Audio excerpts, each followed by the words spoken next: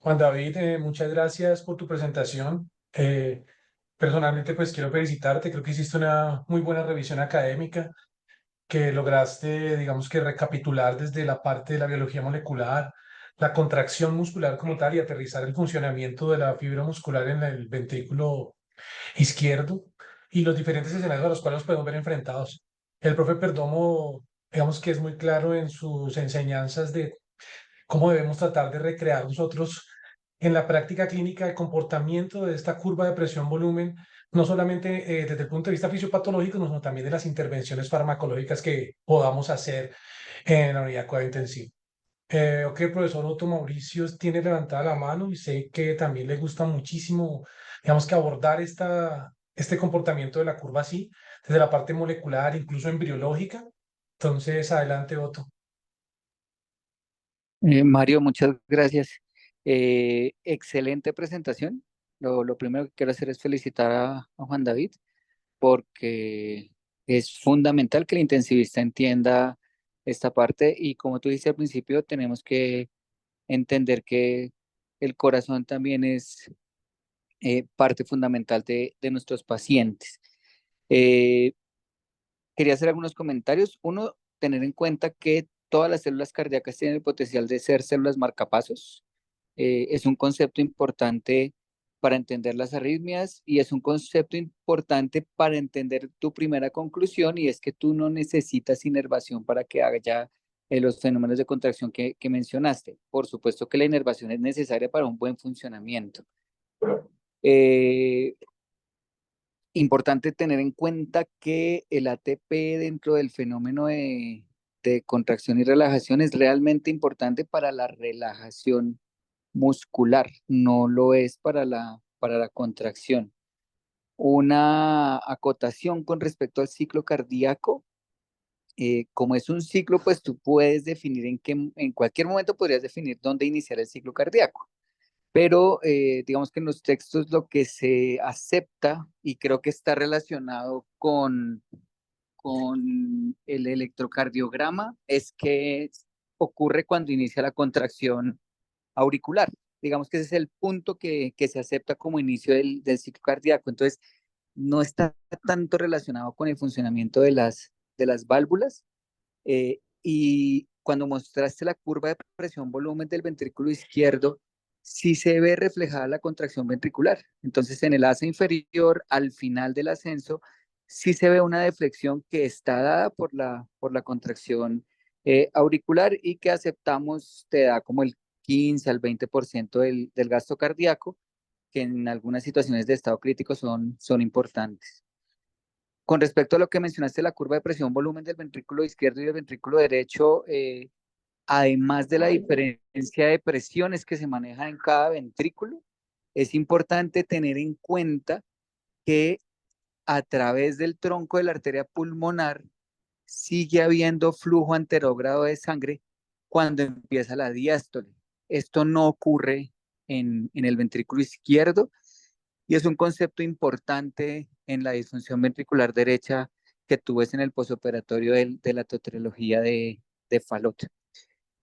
En honor a Frank Starling, la gráfica de Frank Starling o la gráfica del doctor Frank, de Otto Frank original, es una gráfica de presión-volumen como la que tú mostraste, pero es una gráfica de presión-volumen en anfibios que tienen un solo ventrículo.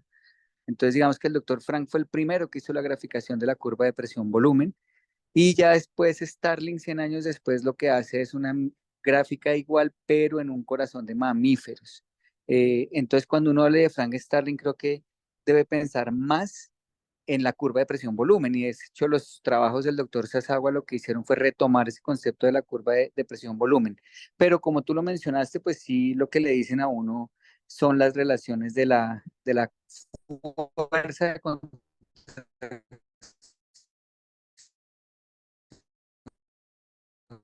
Gracias, doctor. Otto, muchas gracias por tu intervención y por el conocimiento que nos compartes. Veo que el doctor Daniel Castro. Ah, Buenas tardes. Es que creo que Otto todavía está opinando, sino que no está entrando bien en la que pantalla. tengas.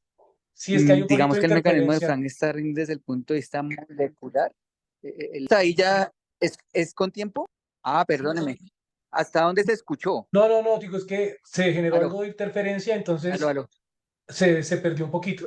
Quedamos ¿Hasta donde dónde se escuchó? mencionaste la explicación de cómo el doctor Sterling hizo, digamos que lo mismo que Otto Frank, pero en mamíferos.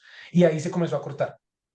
Ok, entonces, para terminar, porque no quiero extenderme más, digamos que el mecanismo de Frank Starling tú lo mostraste y es lo que hay que entender desde el punto de vista molecular. Cuando ocurre la distensión de la fibra, mejoran las interacciones de la actina con la miosina y es lo que puede explicar la mejoría de la contracción. Tener en cuenta que el daño por dilatación de la fibra ventricular es irreversible, por eso es que es tan importante descomprimir el ventrículo izquierdo en ECMO. Y muy bien lo del fenómeno de escalera, qué buena explicación, porque en la clínica tenemos que tenerlo en cuenta a la hora de programar la frecuencia cardíaca de un marcapasos en un posoperatorio. Y es saber que alrededor de 100 a 120 latidos por minuto es donde todo lo molecular que tú explicaste ocurre y nos permite tener una mejor fuerza de contracción derivada de la frecuencia cardíaca. Entonces, la cronotropía sí genera mejor inotropía. Pero hermano, de verdad que felicitaciones. Qué buena presentación, la disfruté mucho. Muchas gracias. Gracias, doctor. Ahora sí, Otto, muchas gracias. El doctor Daniel Castro también quería hacer alguna intervención. Adelante, Doc.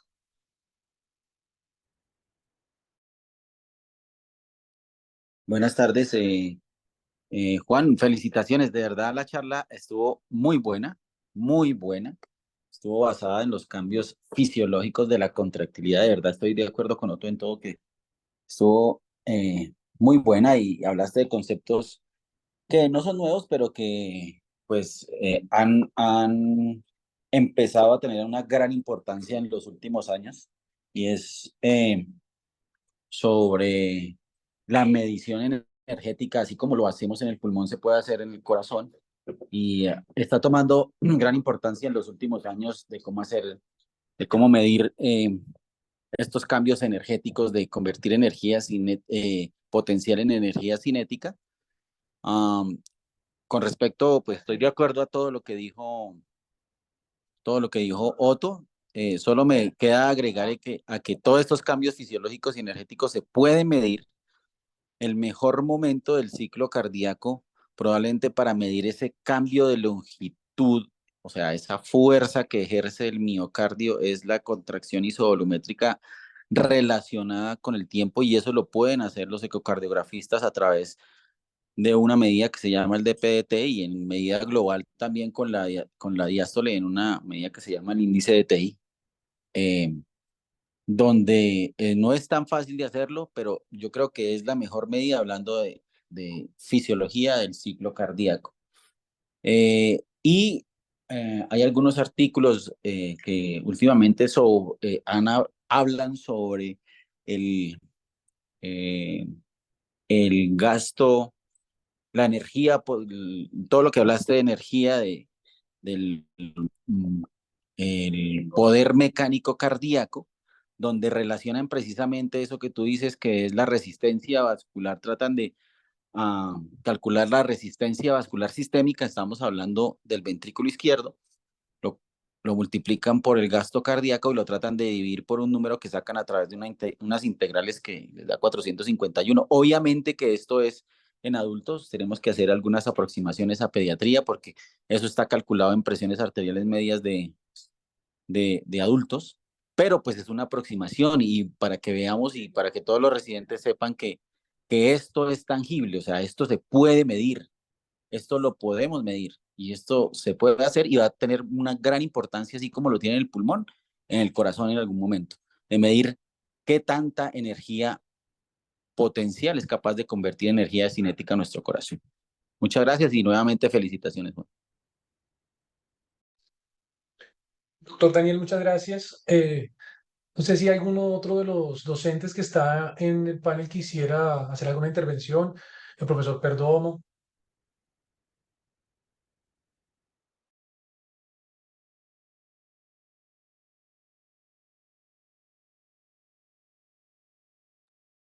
No, pues como lo han dicho previamente, felicitar a Juan por la excelente presentación. De verdad que lograr transmitir con esa claridad los conceptos fisiopatológicos más sutiles de la contracción cardíaca y la revisión final de la curva de volumen de presión me pareció que lo hizo de una manera muy adecuada.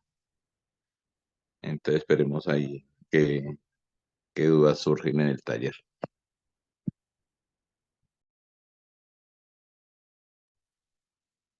Listo, profe, muchas gracias. Entonces, pues en aras también de continuar un poco con la parte académica, Juan David, no sé si tengas de pronto las preguntas del taller, los ejercicios, para irlos pues desarrollando.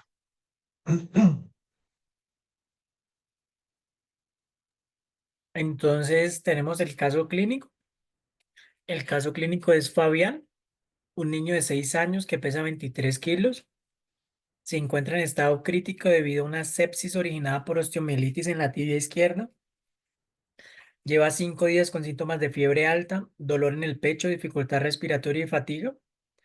Al ser admitido, sus signos vitales eran preocupantes: temperatura de 39,5 grados, presión arterial de 90/55, frecuencia cardíaca de 130 latidos por minuto, frecuencia respiratoria de 40 respiraciones por minuto, saturación de oxígeno de 88% en aire ambiente. Los cultivos de sangre y tejido óseo identificaron Staphylococcus aureus. Un ecocardiograma reveló disfunción del ventrículo izquierdo con una fracción de eyección reducida al 40% y evidencia de leve hipertensión pulmonar indicada por un aumento en la presión sistólica del ventrículo derecho a 45 milímetros de mercurio. Durante la valoración hemodinámica se obtuvieron estos datos aproximados mediante ecocardiografía: ventrículo izquierdo, volumen diastólico final de 90 mililitros, presión diastólica final estimada de 12 milímetros de mercurio, presión sistólica estimada de 70 milímetros de mercurio, ventrículo derecho, volumen diastólico final de 110 mililitros y presión diastólica final estimada de 5 milímetros de mercurio. Para este caso clínico se plantearon las siguientes preguntas. Primera, dado el diagnóstico de sepsis por osteomielitis de Fabián, ¿cuáles serían las posibles causas de su disfunción miocárdica? ¿Qué componentes específicos del miocardio podrían estar afectados y por qué mecanismos fisiopatológicos?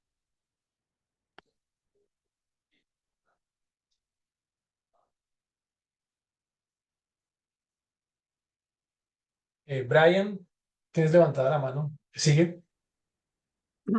Sí, gracias Mario. Hola, doctores, buenas tardes. Brian Beltrán de la Universidad del Rosario. Entonces, digamos que para responder esta primera pregunta, quise pues hacer una búsqueda de la bibliografía para ver en el contexto del caso clínico, en la sepsis que se está instaurando, incluso antes de la evolución al choque séptico, donde todo lo que nos acaba de explicar Juan David, digamos que va a generar efectos directamente dentro de la hemodinamia y esta mecánica del trabajo de la fibra miocárdica. Quise ver qué podía pasar en toda esta respuesta inflamatoria asociada a la sepsis que pudiera condicionar una disfunción per se, incluso antes de que apareciera el choque de la fibra miocárdica. Entonces encontré que hay varios mecanismos que se asocian a la sepsis y a la exposición de esta fibra, de este miocito cardíaco, tanto a marcadores proinflamatorios producidos en respuesta a los patógenos como a los mismos factores que desencadenan esta respuesta a nivel inmune y en otros órganos, como los patrones moleculares asociados al daño y asociados a los patógenos.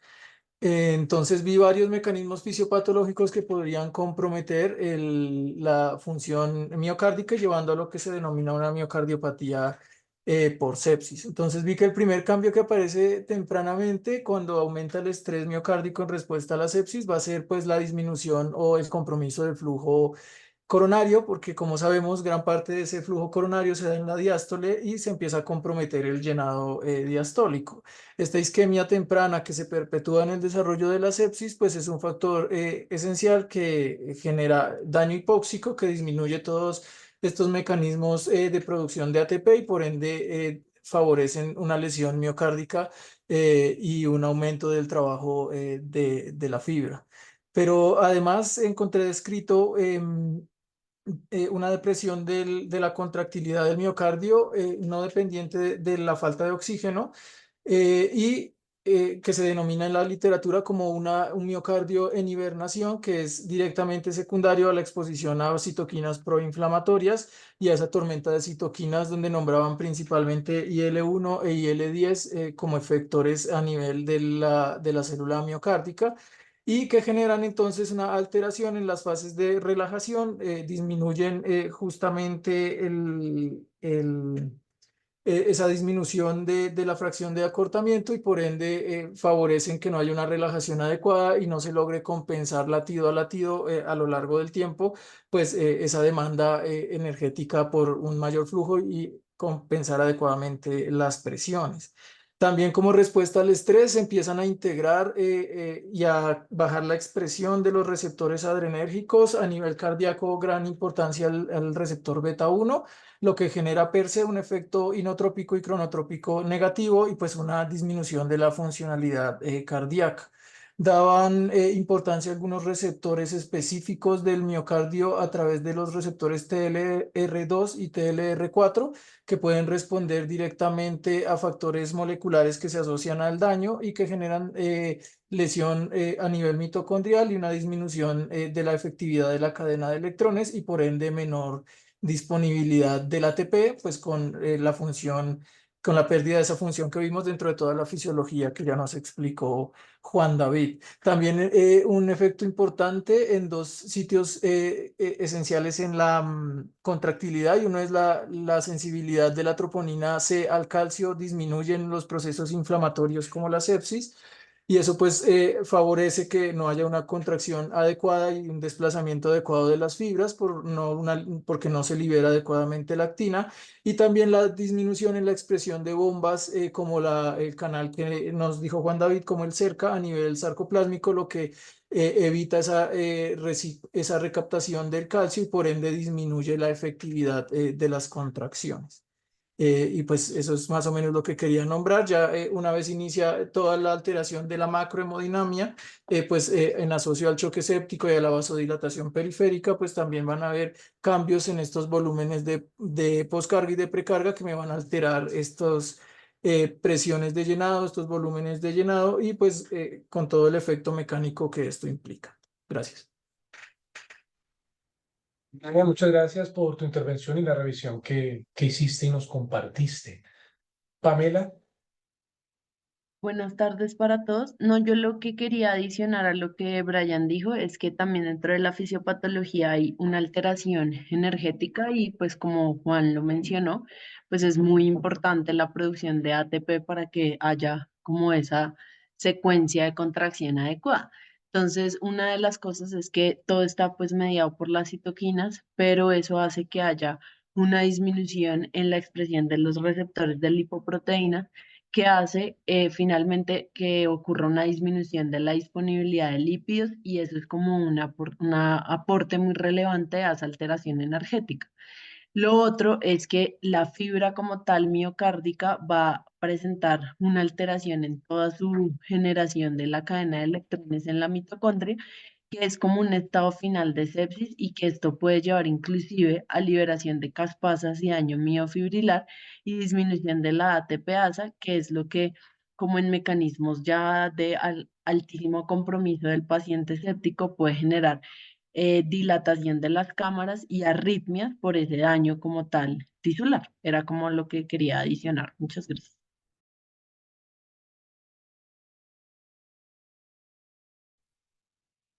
muchas gracias, Pamela.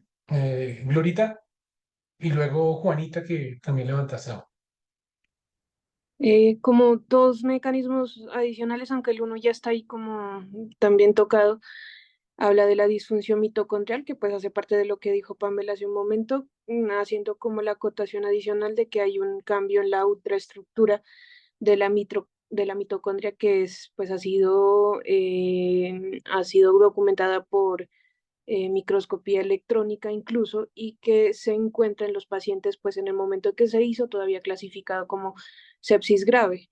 y que eso pues se correlacionaba claramente con los malos resultados al final de todo el proceso. Y lo otro es la disfunción microvascular coronaria, pues que habla más de los cambios a nivel de la microcirculación que hace que sea más fácil que haya adherencia celular, microtrombos, hay efectos procoagulantes y alteraciones en la barrera endotelial que básicamente hacen que sea más fácil fenómenos de apoptosis. Si bien de manera macro, pues la circulación o el flujo sanguíneo coronario trata de mantenerse pues hasta el final para mantener funcionando pues la bomba cardíaca, pues al final este tipo de alteraciones pues va a terminar teniendo algo de mella en la función cardíaca. También se habla de la vasoreactividad microcirculatoria en el mismo punto que les dije hace un momento con el aumento de la adhesividad celular, teniendo en cuenta pues que hay más posibilidad de que haya acumulación de leucocitos, una respuesta y un daño a los componentes del endotelio, que de todas maneras pues se puede demostrar con la valoración de los, pues eso se ha hecho en modelos animales, pero también se van haciendo poco a poco en los modelos pues ya humano. Por ejemplo, mirando alteraciones en la circulación cuando se hace la evaluación sublingual con respecto a la microcirculación.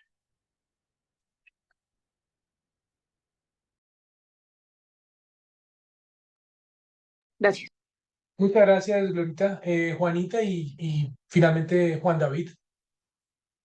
Pues dentro del parte de lo que tocó aquí Glorita, quería como especificar también que las exotocinas pueden activar los linfocitos T.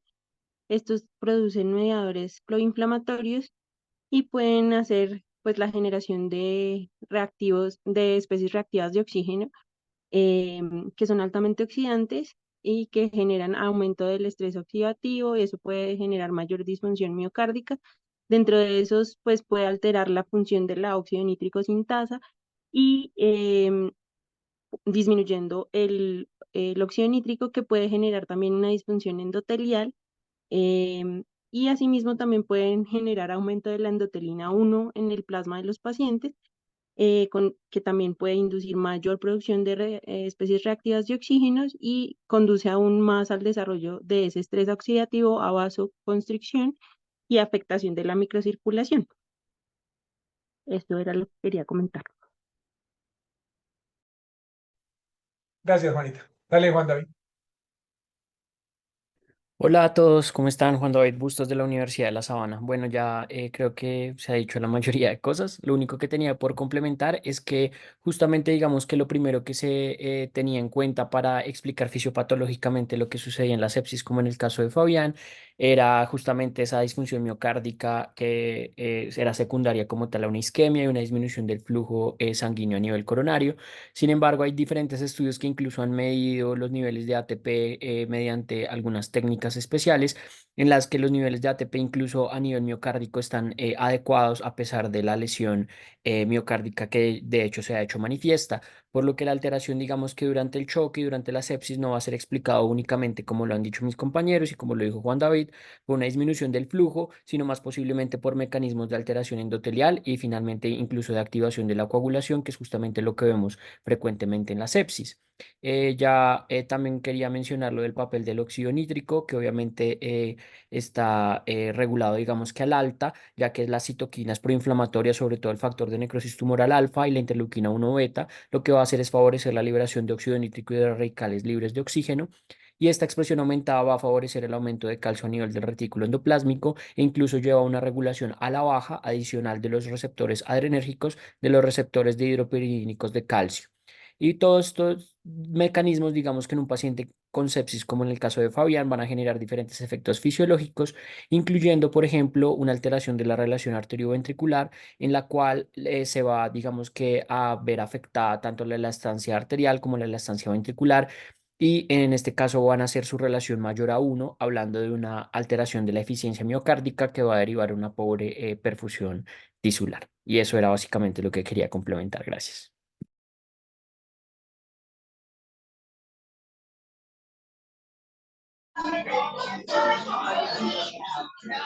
Dale, Luis.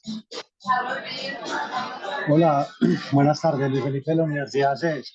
No, yo creo que los mecanismos ahí biológicos y bioquímicos están muy bien explicados en estafilococcemia para agregar unos mecanismos más bien mecánicos, sino que no recuerdo en la ecocardio que hayan descrito muy bien cómo están las válvulas. Asumo que, por ejemplo, no hay una estenosis aórtica fruto pues de una vegetación porque las presiones ventriculares de la sístole llegan más o menos como hasta 70, pero si hay una pero si el volumen telediastólico creo que sí está un poquito aumentado y puede ser fruto de disfunciones valvulares, y si hay una sobrecarga de volumen, eso aumenta mucho el estrés de pared y también disminuye pues la perfusión en diástole, entonces podría ser otro de los mecanismos por los cuales hubiese una disfunción miocárdica en estas condiciones.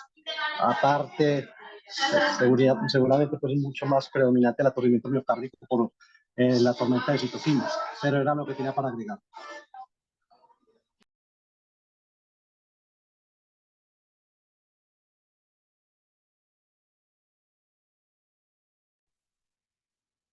Muchas gracias, Luis, y muchas gracias a todos los que pues participaron. Creo que, digamos que la explicación digamos que el trabajo que ustedes hicieron de tratar de entender y explicar cómo hay una base molecular y como una, por llamarlo de alguna forma, una interdependencia que explica el comportamiento fisiopatológico, digamos, en este escenario particularmente del caso clínico de Fabián, pero pues en general, de cómo estas fallas que se manifiestan clínicamente tienen como esa base molecular y cómo muchos de las sustancias que están, digamos que relacionadas desde el punto de vista fisiopatológico, nosotros terminamos interviniendo desde el punto de vista farmacológico. Y eso es algo importante que el intensivista tiene que tener para poder tomar una conducta que sea lo más apropiada posible y digamos que individualizando pues el caso al cual nos enfrentemos. Continuando con la segunda pregunta del taller, menciona como la construcción o construir o describir las curvas de presión-volumen ideales para un niño de la edad y de las características de Fabián en unas condiciones normales y poderlas comparar o cotejar, ¿cierto? Cuando el gasto cardíaco es normal o cuando se altera o cuando digamos que están en escenarios donde los volúmenes o las presiones cambian. Entonces, no sé quién de los compañeros de los residentes quisiera compartirnos la gráfica que pudo construir con base a los datos y probablemente a pues, las ecuaciones que tuvo que plantear. Pamela, ¿tienes habilitada Eh, la Eso, pantalla voy para a compartir? compartir ahí la pantalla, muchas Dale. gracias. Creo que ya, ¿cierto? Sí, señora, ahí estamos viendo tu pantalla. Bueno, entonces, pues yo hice como inicialmente estos cálculos. Entonces, partiendo de la fracción de eyección, que digamos su cálculo sale del volumen de fin de diástole menos el volumen de fin de sístole, toda esta diferencia sobre el volumen de fin de diástole por 100. Entonces, teníamos que el volumen de fin de diástole era 90 y la fracción de eyección pues es 0.4, por ese, pues digamos que despejando la ecuación, me daba 54 el volumen de fin de diástole, ¿sí? Y bueno, pues el gasto cardíaco de este paciente, asumiendo estos datos que tenemos, entonces el gasto cardíaco es igual, es frecuencia cardíaca, perdón, frecuencia cardíaca por el volumen sistólico. Entonces, pues tomando los datos que teníamos pues que ya habíamos sacado de acá, más la frecuencia que era 130, si no estoy mal. Bueno, creo que sí. Sí, 130. Entonces, el gasto cardíaco de ese paciente me dio 4.6 litros por minuto. Y pues digamos que para sacar el gasto normal de este paciente, lo que yo hice fue tomar valores normales para un paciente de 6 años, en donde tomé una frecuencia de 100. El volumen de fin de diástole normal, pues yo no encontré un valor que estuviera relacionado con la edad. Encontré que este puede oscilar entre 90 y 110, entonces pues tomé como el valor medio y pues despejé igual la fórmula, me dio un volumen de fin de sístole de 30 y, perdón, de un volumen, y el gasto normal me daba 7 litros. Entonces, con esos datos, pues construí esta gráfica. Es que no sé cómo bajar esta cosa. Bueno, no sé cómo se baja eso. Pero lo que hice fue, pues en el eje de las X está el volumen, en la Y la presión, tomé una escala de 10 mililitros y 10 milímetros de mercurio. Entonces, pues como Juan nos explicaba, entonces en la parte inferior, que sería el momento de llenado ventricular, mi punto de volumen de fin de diástole, pues lo puse acá, y al valor que nos daban ahí, que era 12 litros. La gráfica moradita, si se alcanza a ver el color, es como la anormal de este momento en el paciente. Y pues sabiendo que ese ahí empieza la contracción isovolumétrica, pues ese volumen de 90 no va a cambiar hasta que tenga yo una presión suficiente para vencer la resistencia que hay de las válvulas aórticas y con eso haya una eyección. Por eso ahí yo puse el 70 de la presión sistólica. Y pues está el volumen máximo que la verdad acá puse como 90 teniendo en cuenta la tensión arterial que nos da y la caída que va a ser la presión diastólica que la puse en 55 porque pues la diástole, después de la diástole empieza todo pues es el momento que marca la relajación isovolumétrica. Y pues ese 54 es el volumen de fin de sístole que habíamos sacado como mostré anteriormente y pues llega al valor mínimo de presión del ventrículo izquierdo. Entonces, pues es una gráfica que vemos que el volumen, bueno, y la que está detrás en línea punteada, pues es la que sería normal a los valores que yo calculé. Entonces, pues vemos que, bueno, yo acá también quería resaltar este punto, pues nos representa un poco la precarga y este punto de fin de la contracción isovolumétrica del inicio de la eyección, pues también representa la poscarga. Entonces vemos que es una gráfica que a su mirada inicial, pues es una gráfica que tiene un área pequeña. En este sentido, pues si el área total es el volumen sistólico, pues asumimos que el volumen sistólico del paciente está disminuido.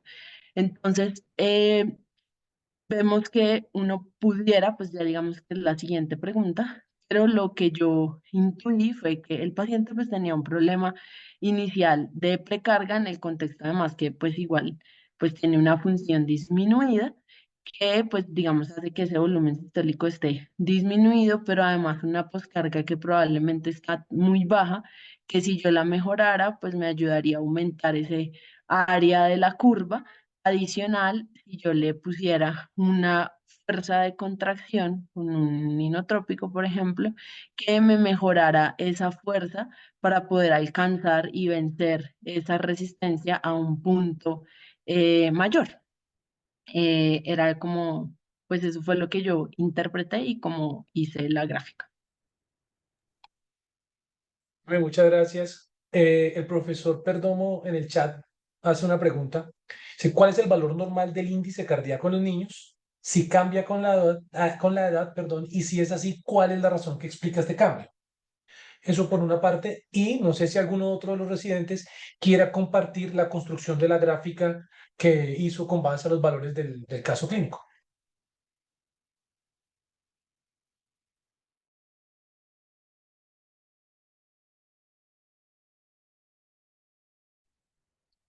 Hola Mario, yo. Sí, dale, perdón. Sigue, Juli. Espera, intento compartir la Dale, no te pantalla que se me queda un preocupes. poquito difícil. Mientras tú lo logras ahí, yo aquí Juanita está contestando en el chat que ella encuentra que se estima más o menos de 3 a 5 mililitros por metro cuadrado por minuto y que pues va a variar según la frecuencia cardíaca que pues es cambiante según el grupo etario. El profe Perdomo pregunta también qué opinan del valor del volumen de final de diástole del ventrículo izquierdo para este paciente.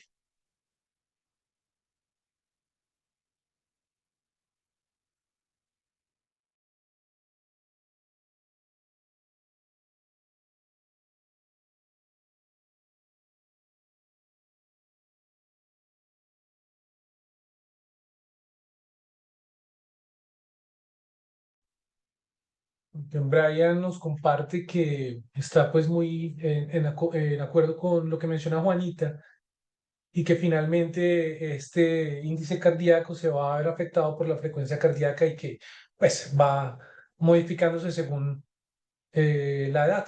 Él lo plantea que va disminuyendo y nos comparte ahí en el chat una tabla que encontró donde digamos que están los valores referenciados según los grupos etarios. ¿Algún otro de los compañeros que quiera compartir la gráfica mientras Juli logra hacer compartir la pantalla?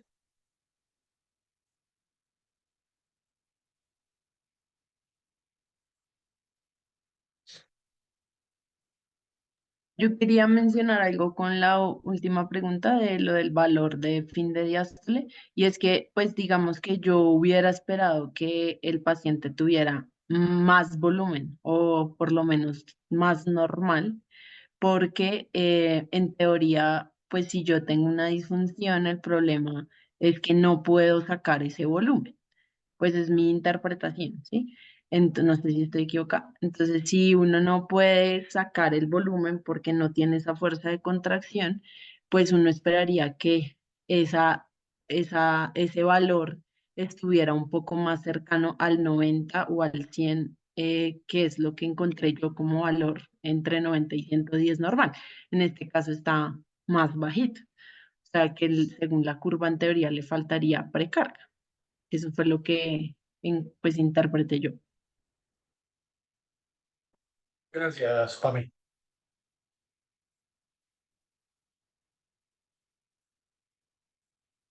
El profe pregunta que más o menos cuánto sería lo normal.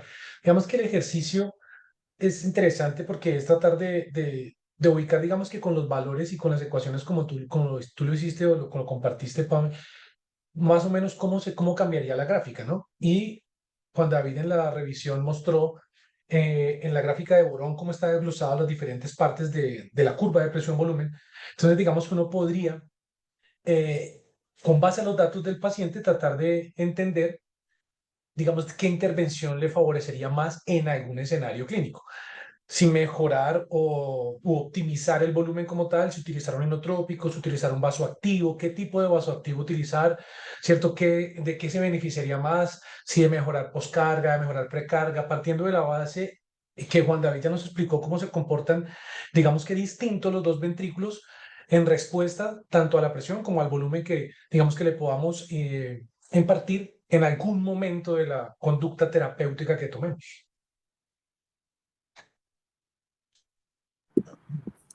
Yo tengo la mía. Ahorita que mostró la Pamela la de ella, pues la mía está un poco diferente. Entonces yo la comparto. No Dale, sé Glory. Es que qué tan. eso es lo que lo vuelve interesante, porque muy seguramente, como Pame mencionó, ella toma unos puntos que, según lo que ella interpreta, digamos que serían las presiones que lograrían vencer o que tendrían que vencer para dibujar la gráfica.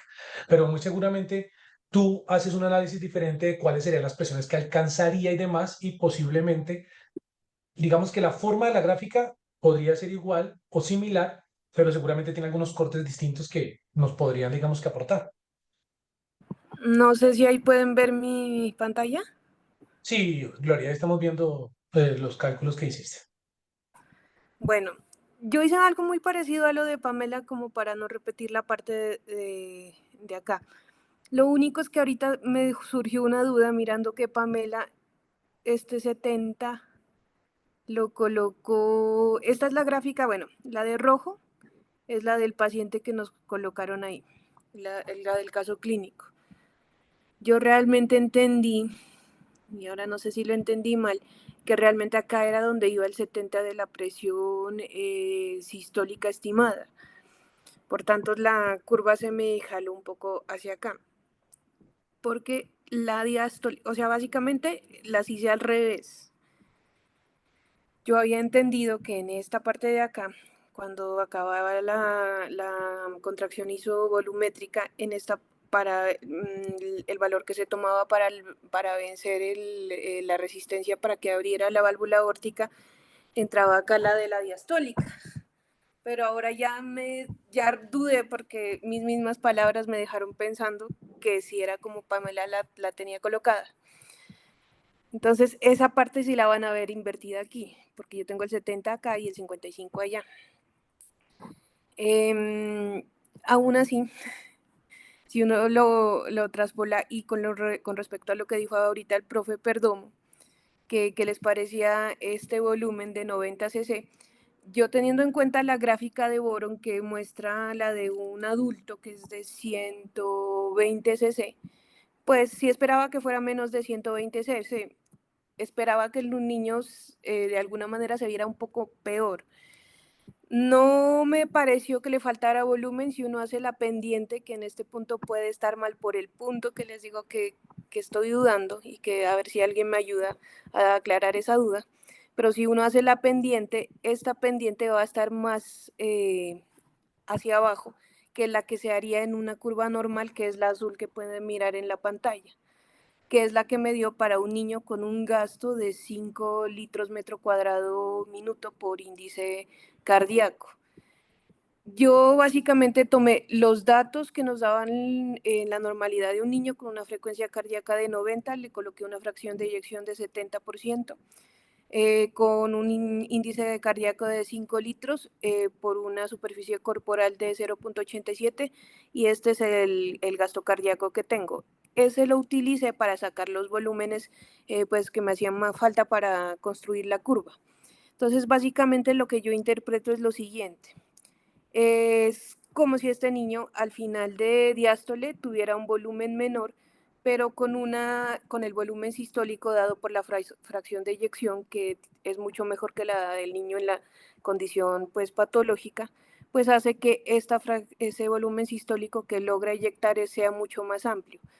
Y que también la pendiente nos mostraría una contractibilidad normal versus esta del rojo, que sería una contractibilidad disminuida, punto en el cual yo no le ponía volumen, sino más bien le ayudaba con un inotrópico. Eso fue lo que logré hacer. Sí puede estar muy enredada por lo que les dije, principalmente porque creo que eso lo entendí mal, pero si alguien me ayuda le agradezco mucho. Lorita, muchas gracias. Pero mira que, digamos que el hecho de que hayan esas diferencias es bueno para la parte académica porque no solamente estás trayendo a acotación, digamos que las ecuaciones y los cálculos de los volúmenes, sino también estás mostrando cómo las pendientes pueden cambiar. Partiendo de la base que la pendiente es lo que nos va a hacer el análisis de la contractilidad. Profe Perdomo, yo creo que usted nos puede colaborar muchísimo en la interpretación y muy seguramente en aclarar la duda que Glorita tiene y que muy seguramente la gran mayoría también tiene en la construcción de la curva.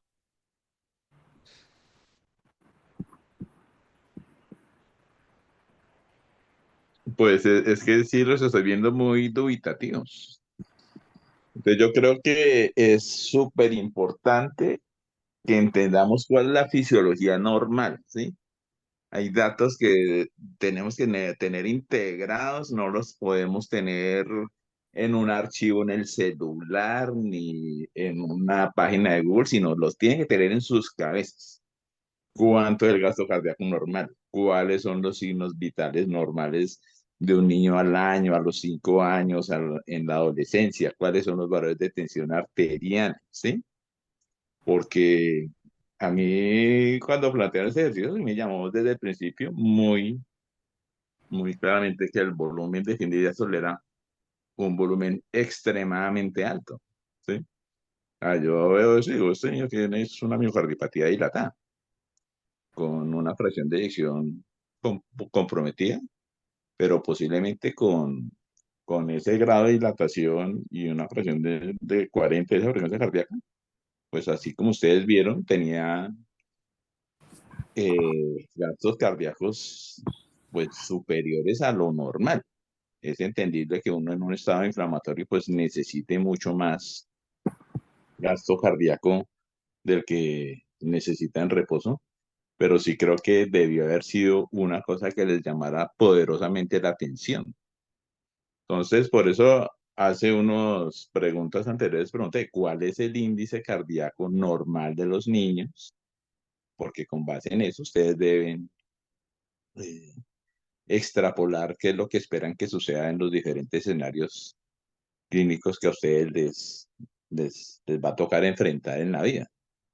Y una cosa por la cual yo molesto mucho es con relación a los niños pequeños, qué diferencia hay en relación al índice de gasto cardíaco frente a los niños ya un poquito más grandes y obviamente en los adolescentes y adultos.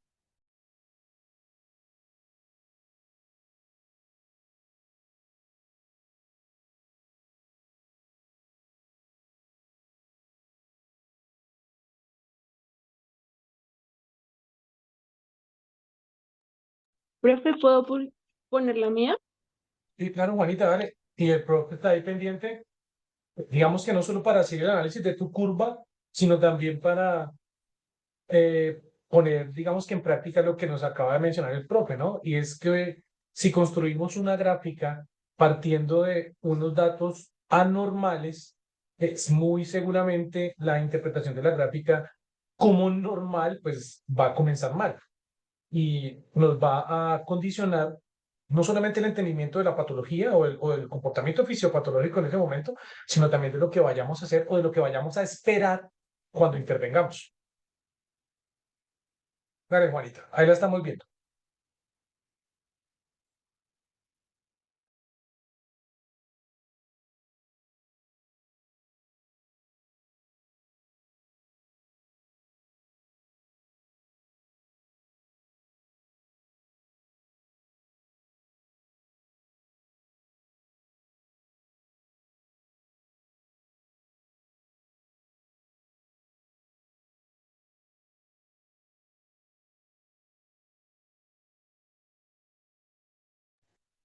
Juanita, creo que, o sea, si estás hablando, no sé, el micrófono está inactivo, para que porfa lo... Sí, qué pena, es que se desactivó el audio. Tranquila, fresca, no te preocupes. Entonces, lo que les decía es que yo construí unas gráficas muy similares a las de Glorita, basándome en que la talla ideal de este paciente de 6 años era de 115 centímetros, aproximadamente, una tensión arterial para el percentil 50 para esa talla ideal de 96 y 56 respectivamente como tensión arterial sistólica y diastólica, y una frecuencia cardíaca también promedio para la edad del paciente. Asumiendo que tenía una fracción de eyección del 70%. Entonces, considerando pues, la fórmula del gasto cardíaco, saqué el volumen sistólico de mi paciente y el gasto, sí, del gasto cardíaco. Y también saqué el gasto cardíaco que me daba a partir también de la fórmula de índice cardíaco, 3.440. Sin embargo, si uno lo calcula de la otra forma, da un poquito diferente. Ahora en la siguiente les muestro.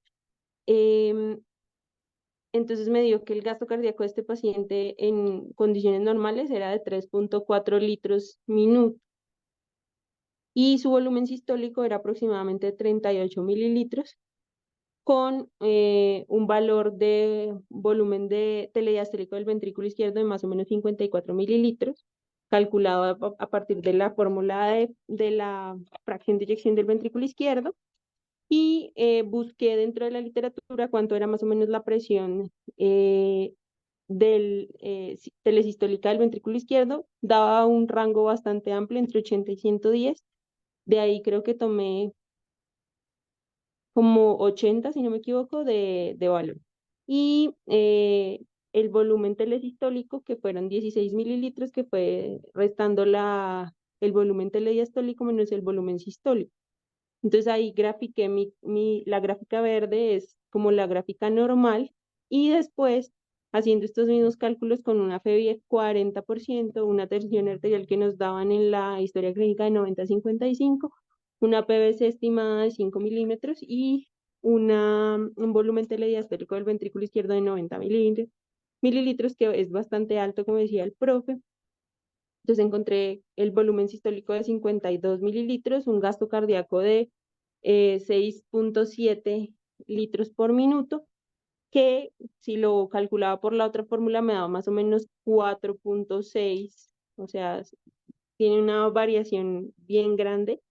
y un volumen telesistólico del ventrículo izquierdo de 38 milímetros. Entonces ahí lo que vi fue que la gráfica se desplazó hacia la derecha y la pendiente se aplanó un poco, o sea, se disminuyó la pendiente. Eso es lo que estaba hablando Glorita, que es que la contractilidad está comprometida. Fue como lo que principalmente vi. Adicionalmente, evaluando con la grafiquita pues podemos ver que hay una alteración del lucitropismo, o sea, de la parte como de la relajación.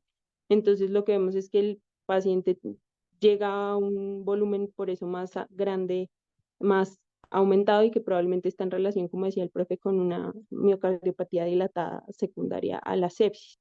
Y teniendo en cuenta lo que había hablado Juan en la presentación, pues ahí también podemos hacer un análisis tanto de la poscarga entre los puntos C y D y del trabajo cardíaco interno y externo, que probablemente en la primera gráfica normal es mucho menor que con respecto a la gráfica eh, del paciente con la hemodinamia alterada. Eso era como lo que yo más o menos hice en el ejercicio. Todos están de acuerdo con, o de pronto fue que yo no entiendo muy bien, la afectación del lucitropismo. ¿A qué conduce? ¿A un aumento del volumen de fin de diástole, a una conservación o una disminución del volumen de fin de diástole del ventrículo izquierdo? Pues Pues lo que yo entendí en el lucitropismo es que sobre todo compromete es la caída en la relajación muscular. Entonces hace que el volumen que va a ser llenado mejore, pero es en la caída, o sea, en la fase de relajación isovolumétrica, no en la fase de llenado.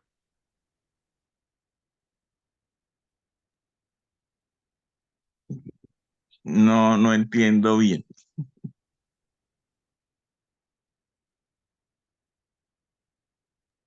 O sea, lo que yo entendí es que cuando usamos un lucitrópico, lo que va a ayudar es a mejorar la relajación del ventrículo para permitir como tal el llenado ventricular, pero no está, o sea, yo en la fase, en la parte de la curva, yo lo que voy a mejorar con eso es la caída como tal de la relajación isovolumétrica, o sea, que llegue a su punto de presión bajo para poder permitir ese llenado. Ah, bueno, ahora sí entendí. Es que había entendido que afectación de la lucitropía, para mí afectación de la lucitropía es que el paciente tiene menos eficiencia en el proceso de relajación. Cuando sucede eso, que sucede muchas veces en la sepsis, en las miocardiopatías, esa disminución de la lucitropía se comportaría como qué forma de choque.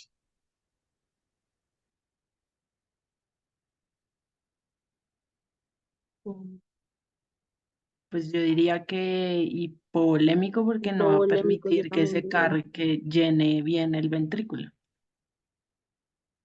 Muy bien. Entonces se comporta como si el corazón tuviera limitación para su precarga. Bueno, recuerden que la precarga es un concepto fisiológico que está relacionado con la tensión de la fibra muscular antes de iniciar la contracción. Eso clínicamente nosotros no lo podemos determinar. Hay sustitutos indirectos como es el volumen de fin de diástole. Entonces, cuando hay una afectación de la lucitropía, pues más la misma presión va a generar menos llenado de la cavidad ventricular.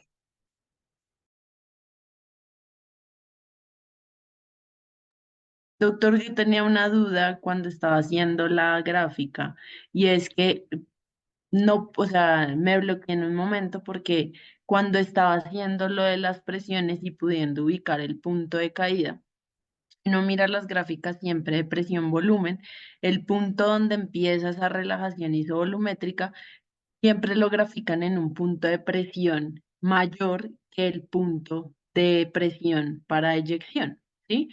Y pues si uno lee la definición de una presión sistólica es el momento en el cual o la presión que permite esa eyección y la diástole es la presión en la cual ya empieza esa relajación. Entonces yo tenía muchas dudas pues porque a mí me daba, era al revés. Entonces, yo Pues no sé si estoy bien o estoy mal o no, qué. pues Juanito nos lo señaló. Juan nos mostró cómo tenemos fibras de contracción más rápida y otras de contracción lenta. Digamos que gran parte del volumen de eyección se sucede en la primera parte. Ustedes ven que eso es como una montañita. Entonces, parte de la apertura de la válvula aórtica hacia la izquierda va subiendo, más o menos a 2/3 partes del camino se genera el punto de máxima presión, se corresponde con la presión sistólica, y después va cayendo un poco hasta que se alcance el cierre de la válvula aórtica, que es en el momento de pues, la presión diastólica. Pero un porcentaje de la eyección sucede en esa parte final de la sístole. Entonces, lo que uno debería ver es la jorobita que ustedes han, pues yo estuve viendo buena parte de las respuestas, casi todos la pintan con, pues con esa curva que asciende y desciende de derecha a izquierda.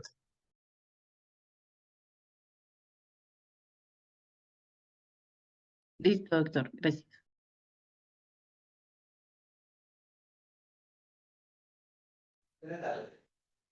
Pues muchas gracias nuevamente por la explicación y una vez más por el acompañamiento y el apoyo en la resolución del taller.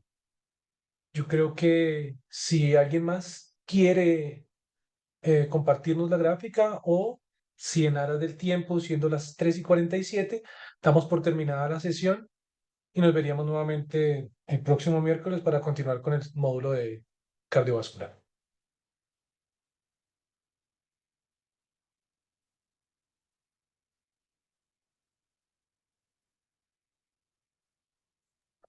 El profe Mario, Perdomo, señor, yo acabo de enviar, es que veo que hay como todavía un poquito de duda ahí, profe. dificultades para la elaboración y la interpretación de esta curva. Tú sabes, pues, cómo para mí dentro de la fisiología cardíaca esta parte es como importante.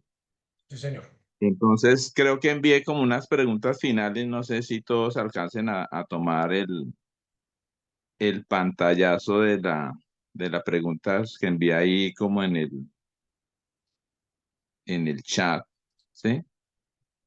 Sí, profe, yo acabo Y, de copiar las preguntas y y pues de pronto a ver si el próximo miércoles en algún momento echamos un como una análisis. revisadita para, para tener esto un poquito más claro. Vuelvo Sí, y les insisto, o sea, repasen y, y tengan claro cuáles son los valores normales a las diferentes edades. Entonces, yo pues les digo que el índice cardíaco asúmanlo en los mayores de 3 o 4 meses como 3,5 litros por metro cuadrado por minuto. Los niños más pequeñitos, pues por todas esas excelentes señalamientos que hizo la Angelita, eh, pues los niños pequeños necesitan un mayor gasto cardíaco porque sus demandas metabólicas son significativamente mayores mayores. por todo lo que significa salir de la máquina de hemodiálisis ECMO y todo natural a la vida extrauterina. Entonces, tratar de repasar eso. De pronto intenten hacer construcciones de escenarios clínicos que ustedes vean, si por ejemplo tienen la posibilidad de tener apoyo de cardiología que les haga un cálculo indirecto relativamente preciso del gasto cardíaco en los diferentes pacientes que ustedes pudieran estar manejando y tomar un momento y decir, doctor Roy, este niño cuánto le da el gasto cardíaco? 3 litros. Y tiene esta tensión arterial y él les dice qué presión de llenado ventricular eh, diastólico tiene, qué tensión arterial y en ese momento. Y ustedes tomarse el trabajo en 5 o 10 minuticos de construir la curva de presión volumen para el ventrículo izquierdo de ese momento. Y de pronto aplicarle a esas curvas, qué efectos tendrían si ustedes le ponen más volumen o si le sacan el volumen, si le aumentan la contractilidad o se la disminuyen o si le disminuyen o aumentan la poscardia, que son cosas que que de pronto frente al escenario de su paciente ahí a pie de cama les ayude un poquito más porque esto es súper importante y les va a ayudar a enfrentarse a sus pacientes en dificultades de entrega de oxígeno y de choque con mucha más facilidad que si tienen dudas con respecto a esta curva. Muchas gracias, profe. Bueno, compañeros, en aras del tiempo, yo creo que cerramos ahí. Queda pendiente los interrogantes que mencionó el profesor Perdomo y pues la sugerencia, indicación de hacer los ejercicios para poder, digamos que dibujar la curva y saber cómo es el comportamiento en diferentes escenarios. Muchas gracias, Juan David. Nuevamente felicitaciones y muchas gracias por la revisión y a todos los que se tomaron el trabajo de participar y de aportar en la construcción de la academia. Una feliz tarde para todos.